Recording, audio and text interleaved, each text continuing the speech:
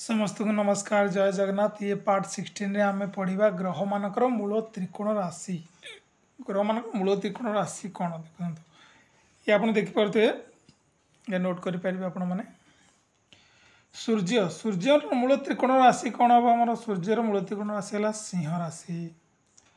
चंद्रमार मूल त्रिकोण राशि है वृष राशि। देख सिंह राशि स्वामी सूर्य सिंह राशि किंतु वृष चंद्रमा कौन मूल त्रिकोण राशि है वृष राशि किंतु वृष राशि स्वामी किए शुक्र। मंगलर मूल त्रिकोण राशि मेष राशि स्वामी मंगल मंगल मूल त्रिकोण राशि ठीक अच्छे।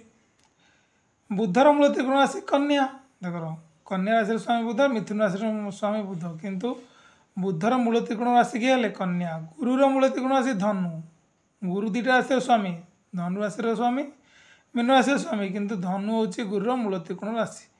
शुक्र शुक्र शुक्र भी दुईटा राशि मेष राशि सॉरी शुक्र गोटे राशि है वृष राशि आ गोटे है तुला राशि किंतु वृष राशि कार चंद्र मूल त्रिकोण राशि तो शुक्र तुला राशि है तुला है एठार कौन है तुला है मूल त्रिकोण। शनिर कुंभ राशि राहुर किसी पंडित कुंभ राशि केतुर सिंह राशि किसी पंडित मान अनुसार राहु केतु धरा जाए मूल त्रिकोण राशि किंतु अलग अलग बही कौ बही अलग अलग बही अलग लिखाई ये मूल त्रिकोण राशि। धन्यवाद।